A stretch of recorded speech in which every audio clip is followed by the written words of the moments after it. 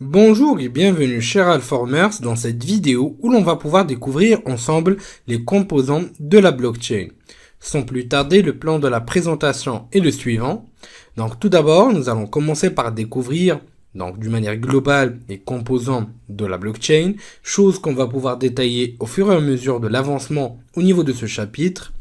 Nous découvrirons aussi la structure d'un bloc, la définition à partir de là de la blockchain, ainsi que la structure générique au niveau de cette dernière. Chose qu'on va aussi pouvoir découvrir de manière pratique grâce à un simulateur qui a été mis en place par un chercheur nommé Anders Braunwort et qui va pouvoir nous démontrer d'une manière très simple le fonctionnement de la blockchain. Et comme d'habitude, si vous avez des questions, n'hésitez pas à me contacter à tout moment.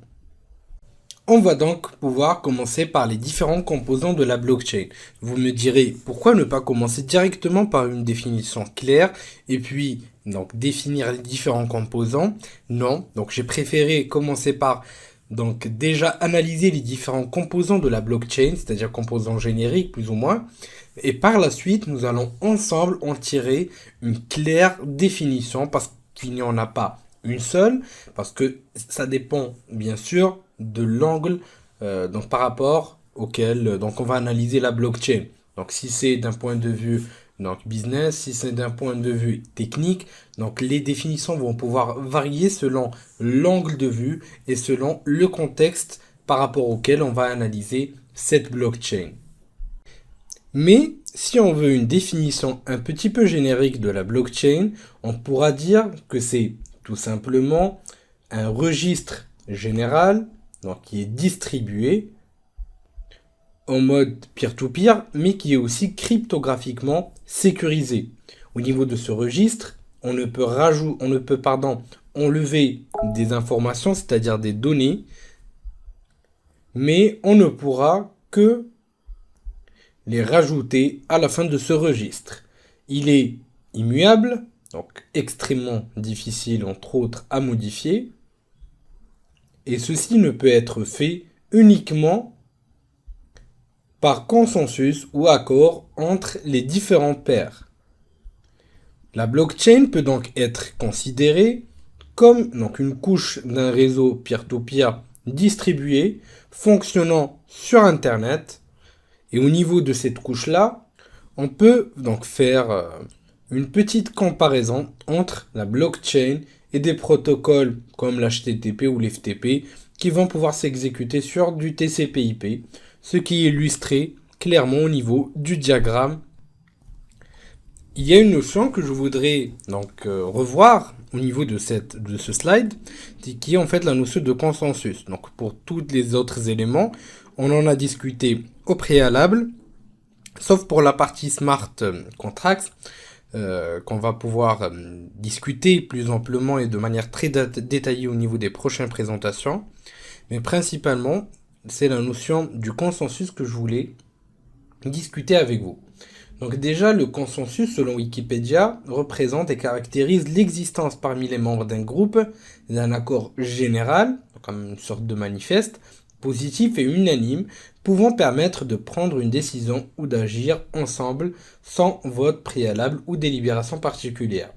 Et lorsqu'on parle de blockchain, on finit irrémédiablement par mettre en avant le mode de gouvernance de celle-ci.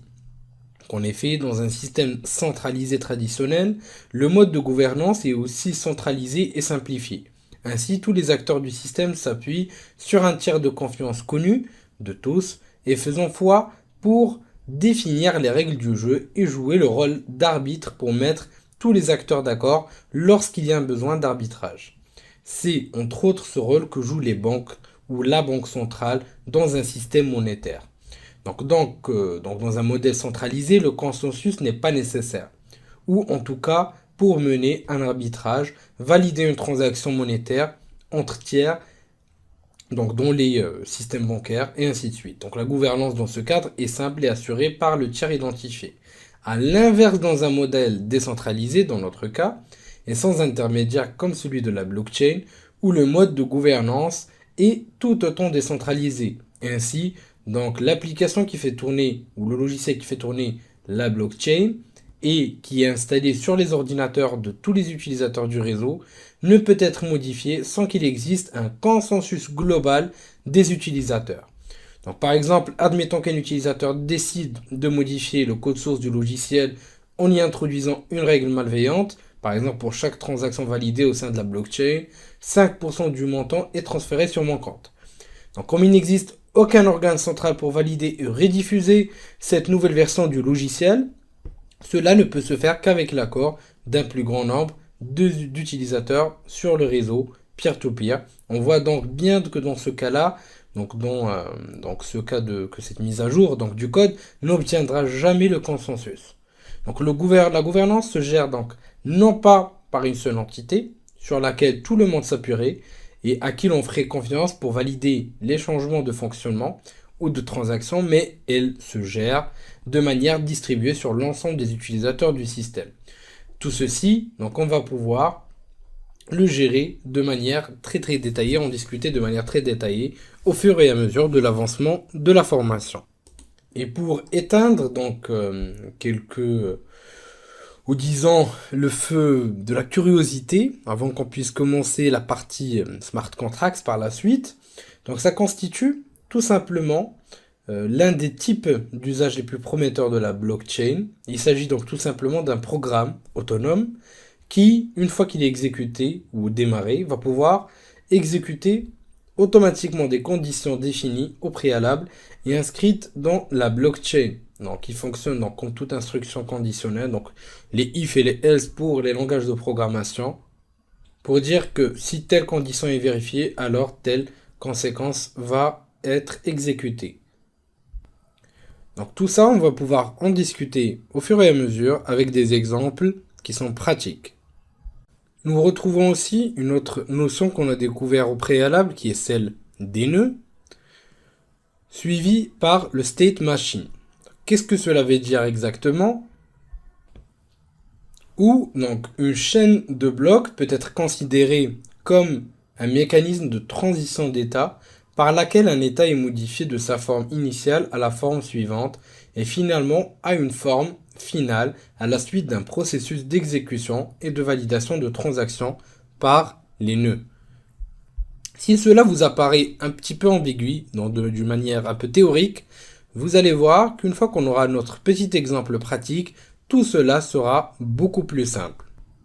Quant au bloc, donc ce dernier est composé de plusieurs transactions et d'autres éléments tels que le hash du bloc précédent, l'horodatage et le nonce.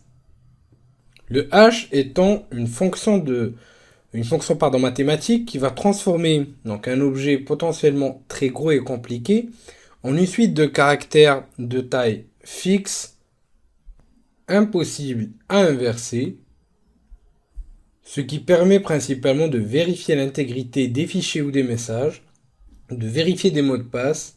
Ça peut aussi représenter une proof of work, c'est-à-dire une preuve de travail, ou tout simplement identifier des fichiers ou des données. Et pour finir, nous allons discuter de la transaction qui représente une unité fondamentale de la blockchain et qui représente tout simplement un transfert de valeur d'une adresse à une autre. Avant de pouvoir donc parler des différentes définitions qu'on peut donner à la blockchain, comme on l'a dit, il n'y en a pas qu'une seule, découvrons un petit peu plus en détail la structure d'un bloc. Donc la blockchain, comme on l'a dit au début, est déjà composée du mot bloc, donc d'où l'intérêt et l'importance de la compréhension de cette partie-là ou de son composant-là. Donc, d'après ce qu'on a pu découvrir au niveau du slide précédent, la blockchain peut être définie comme une plateforme par laquelle les pairs peuvent échanger des valeurs en utilisant des transactions, donc sans avoir besoin d'un arbitre central de confiance. Donc, c'est-à-dire pas besoin d'un tiers de confiance, tel qu'on l'a dit avec l'exemple de la banque centrale par rapport à tout ce qui est monétique. Et donc c'est un concept qui est très très intéressant, qui a beaucoup d'avenir, et cette technologie a déjà commencé à révolutionner un bon nombre de domaines. Donc, la blockchain va pouvoir donc disposer et va pouvoir donc posséder un mécanisme et fournir un mécanisme de consensus décentralisé où aucune autorité n'est responsable de la base de données centrale, c'est-à-dire que c'est une base de données distribuée. Donc ces blocs ou un bloc va pouvoir donc dans ce cas-là représenter une sélection de transactions regroupées donc afin de les organiser de manière plus logique. Tout simplement, donc il est composé de transactions, de la taille de ce dernier, donc qui est variable en fonction du type et du design, donc de la conception entre autres de la blockchain utilisée, et une référence donc au bloc précédent. Donc ceci donc va être aussi inclus au niveau de notre bloc. Sauf dans ce cas si c'est le premier bloc qui a été initié au moment du démarrage de la blockchain. Bien sûr, les composants ne sont pas toujours les mêmes, mais généralement, quelques attributs sont essentiels à la fonctionnalité d'un bloc, tels que l'entête de ce dernier, les pointeurs vers le bloc précédent, donc on va pointer vers le H de ces derniers pour être plus précis. On retrouve aussi le redatage, le compteur de transactions, les transactions, ainsi que d'autres attributs, sans oublier le nonce. Le nonce va pouvoir donc représenter tout simplement une valeur aléatoire. Le nonce, donc comme on a dit, qui va représenter une valeur aléatoire qui va être rajoutée lors du calcul du hash, est donc extrêmement importante, et surtout dans la partie qui va pouvoir concerner le minage, c'est-à-dire donc le mining, pardon. Donc on va pouvoir donc en discuter plus en détail au niveau de cette présentation-là. Mais pour l'instant, il vous suffit de savoir que cela représente tout simplement une valeur aléatoire pour générer le hash. Donc qu'on va pouvoir bien sûr exploiter entre-temps avec le hash du bloc précédent et les transactions non enregistrées.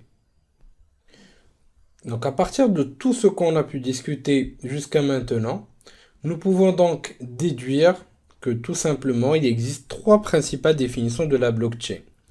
On peut donc dire que la blockchain est un mécanisme de consensus décentralisé où au niveau de ces réseaux-là, donc toutes les paires ou ces plateformes, donc toutes les paires finissent par se mettre d'accord sur l'état d'une transaction. La deuxième définition qu'on peut citer est que la blockchain représente une structure de données où il s'agit donc essentiellement de listes chaînées qui utilisent des pointeurs de hachage à la place des pointeurs normaux. Et les pointeurs donc de hachage sont utilisés pour pointer vers les blocs précédents. Et enfin, nous pouvons dire que la blockchain est un registre partagé distribué et il peut donc être considéré comme un livre de transactions donc partagé tout simplement où les transactions sont ordonnées et regroupées sous format de blocs. Donc bien sûr, les définitions vont pouvoir changer selon le contexte sur lequel ou au niveau duquel on est en train d'étudier la chose. Mais je dirais, donc en gros, que la blockchain représente tout simplement le livre d'histoire du système. Donc il va contenir toutes les informations sur les transactions depuis son commencement. Donc la blockchain va pouvoir fonctionner comme les annales d'un pays où les historiens archivent les événements de l'année courante et publient leur travail à la fin de l'année. Il y a donc alors un léger décalage entre le temps réel et le temps des archives. Et comme on le voit donc pour expliquer ce qu'on vient de dire au niveau de la représentation suivante, donc les transactions 42 et 43 ne sont considérées comme vraies qu'à la publication de l'archive de la période donc 28 et non à leur émission. Et de manière générale, nous retrouvons la structure générique de la blockchain comme qui suit. Et donc, comme on l'a dit, c'est surtout une structure de données où il s'agit essentiellement d'une liste chaînée, donc entre blocs, avec des pointeurs donc de hachage à la place de pointeurs donc basiques, normaux, donc où l'on va pointer à chaque fois donc au hash du bloc précédent, sauf dans le cas où on a donc le bloc initial. Donc dans ce cas-là, donc on dispose du bloc initial, nous aurons tout simplement aucun pointeur qui va pointer vers un hash précédent. C'est-à-dire que c'est le premier bloc depuis donc le fonctionnement de la blockchain. Donc les pointeurs de hachage, tout simplement, vont pointer à chaque fois, donc comme on vient de le dire, sur le bloc précédent. Et au niveau de ces blocs, nous aurons les transactions ainsi que d'autres attributs selon le contexte qui peut différer donc d'un cas à l'autre. Mais principalement, nous retrouvons le nonce, nous retrouvons la transaction, nous retrouvons l'horodatage et ainsi de suite. Afin de pouvoir donc représenter de manière pratique mais aussi pédagogique le fonctionnement de la blockchain, je n'ai pas trouvé de meilleur exemple que le travail donc du chercheur Anders Bronwart, donc celui que j'ai cité au niveau des slides lors de la présentation théorique, et qui va donc pouvoir nous expliquer au fur et à mesure, grâce à cette petite application, le fonctionnement donc de la blockchain en allant du hash jusqu'au fonctionnement des tokens. Nous allons donc de notre côté aussi pouvoir aller donc étape par étape, donc afin de bien comprendre ce qu'on a pu découvrir au niveau de la partie théorique. Donc tout d'abord, nous avons utilisé ou découvert la notion de hash. Donc, comme on a dit, le hash était une empreinte unique à taille fixe qui va pouvoir être générée à partir d'un input qui est notre data dans ce cas-là. Donc ça peut être n'importe quel type de données. Le hash va donc changer, donc au fur et à mesure du changement de la data qu'il est censé calculer. Et c'est une notion qui est très importante à comprendre et c'est une notion aussi qui est très intéressante dans le contexte de la blockchain et des crypto-monnaies. Ce hash va donc nous permettre de pouvoir tout simplement calculer l'authenticité et l'intégrité du message. L'algorithme qui va donc nous permettre de contrôler l'authenticité des messages est tout simplement le hash, comme on vient de le citer et de le comprendre, à savoir que l'algorithme qui va nous permettre d'effectuer ceci est principalement du SHA-256. Donc maintenant que nous avons compris et essayer de pouvoir redécouvrir la notion du hash. Donc nous voyons que quelle que soit donc la longueur de la chaîne entrée, la sortie va pouvoir être donc la même. Nous allons passer à la deuxième étape, c'est-à-dire de comprendre les éléments d'un bloc. Donc comme vous pouvez le voir, nous disposons ici du premier bloc, donc du bloc numéro 1, avec un numéro aléatoire qui va être de 72 608. Donc la zone donnée est vide et nous avons le petit bloc en vert, c'est-à-dire que c'est un bloc valide. Et nous remarquons en fait qu'au niveau du hash, donc ça commence avec 4 zéros. C'est-à-dire que pour que ce bloc soit vérifié et correct, c'est la combinaison entre tous les éléments du bloc qui va pouvoir générer un hash. Et donc ce hash, sa structure, c'est ce qui va définir si ce bloc va pouvoir être valide ou pas. Donc, comme on l'a cité, tout simplement, l'algorithme de hachage va mélanger les données et il va arriver en fait au hash de sortie qui va être généré. Donc, le hash doit obligatoirement commencer par 4 zéros, donc dans ce cas-là, afin que le bloc soit valide. Si vous le remarquez, si on change juste la data, regardez le hash qui va changer et le bloc qui va devenir en rouge, c'est-à-dire que c'est un bloc non valide. Donc la complication vient du fait que ce mélange est irréversible. Donc il est impossible de partir du nombre d'arrivées pour remonter aux données et d'arriver donc sans faire énormément de suppositions aléatoires. Or, donc c'est exactement ce que font les mineurs. Donc il insère dans cette fonction de nombreux chiffres de sortie jusqu'à que le chiffre d'entrée correspond à certains critères. C'est-à-dire que notre hash, dans ce cas-là, commence par 4 zéros. Et donc, le miner va essayer de pouvoir générer des nombres aléatoires jusqu'à tomber dans la bonne structure. Donc, nous allons donc essayer de voir cela et regarder. Le bon nombre est donc 22 821, donc combiné à la data qui va nous générer une structure correcte. Et encore, si je rechange, ça sera exactement la même chose au fur et à mesure. Voilà. Tout ça, on va pouvoir le comprendre encore mieux quand on va passer à la partie crypto-monnaie. Maintenant qu'on a compris ce qu'est la structure d'un bloc, allons découvrir celle de la blockchain. Donc, comme on a dit au niveau de la blockchain, ceci représente tout simplement une structure de données, donc une structure de blocs. Donc, c'est une liste chaînée de blocs, entre autres, qui utilise des pointeurs de hachage pour pointer, donc vous reverrez ici, sur le hash du bloc précédent. Vous remarquerez que c'est exactement la même chose ici. Et ça continue pour l'ensemble des autres hashes tout simplement. Maintenant, regardez, si on essaie de modifier, donc disons la data au niveau du bloc numéro 2 ou 3, ça nous fera moins de travail. Donc, voilà. Je vais essayer de mettre quelque chose comme ça ou simplement la forme. Vous remarquerez qu'à partir de là, tous les blocs ne sont plus valides qui viennent après en fait le troisième bloc, c'est-à-dire à partir duquel donc on a un calcul au niveau du hash précédent. Donc la structure donc du hash a bel et bien changé, c'est-à-dire qu'on n'a plus les petits 4 zéros au début de notre hash, donc la structure n'est pas correcte, et c'est-à-dire qu'on doit miner, je répète, pour trouver la valeur aléatoire, donc le nonce, qui va correspondre au fait de pouvoir générer une structure de hash correcte. Donc, et comme vous pouvez le voir, c'est de là où vient la plupart du temps la difficulté. Et il faudra donc continuer à effectuer ce minage pour trouver les bonnes valeurs nonce au niveau de tous les blocs qui vont suivre le changement. Donc, et si vous remarquez, si on le fait ici, ça sera juste le bloc 5 qui va changer. Donc, il faudra reminer les deux. Et ça demande vraiment beaucoup de puissance pour pouvoir recalculer le tout. À savoir que ici, c'est un exemple qui est beaucoup plus pédagogique. Mais vous verrez une fois qu'on aura, qu'on va passer à la partie où l'on va pouvoir par exemple développer notre propre crypto-monnaie, où on va passer dans la partie où on va pouvoir vraiment analyser les tokens, comment ça se passe exactement, etc., etc. Vous verrez que c'est un petit peu plus compliqué et que ça demande vraiment de la puissance de calcul et du temps surtout. Mais le plus important, c'est de pouvoir comprendre ces notions de base afin de bien pouvoir vous lancer par la suite.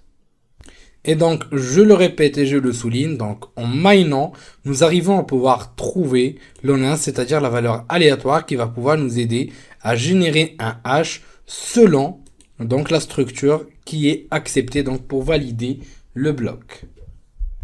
La notion de mining donc va pouvoir être définie beaucoup plus en détail et donc approfondie au niveau donc des prochaines présentations. Je vous dis merci de votre suivi et à la prochaine vidéo sur Alform.